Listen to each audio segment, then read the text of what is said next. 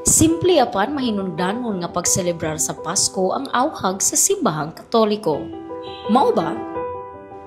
Giawhag ni Cebu Archbishop Alberto Abet Uy ang mga Subuanon nga ibaylo ang mga bongga nga pagselebrar sa Pasko karong tuiga sa mas simple nga kasaulugan aron sa pagpakita og empathy ug compassion sa mga biktima sa mga kalamidad nga miigo sa probinsya ug sa laing bahin sa nasod. Kini mao ang mensahe sa iyang pastoral letter, A Simple and Meaningful Christmas. Ang maong mensahe in solidarity sa mga pamilya nga nawagtangan og panimalay ug naghinay-hinay pa sa pagbangon human maigo sa mga kalamidad.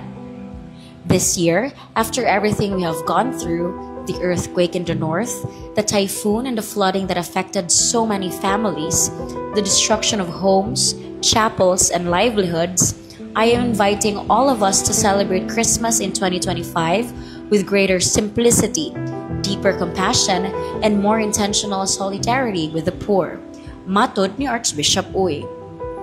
Midungag siya nga ang Christmas is not about extravagance.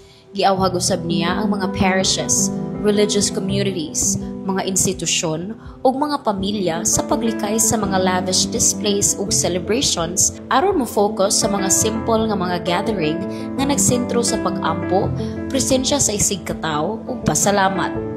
Dungag ni Uy nga kung unsa ang matigom sa paglikay sa mga dakong gastuan sa mga party, mahimo kini mapud-apod o ma-share sa mga nanginahanglan.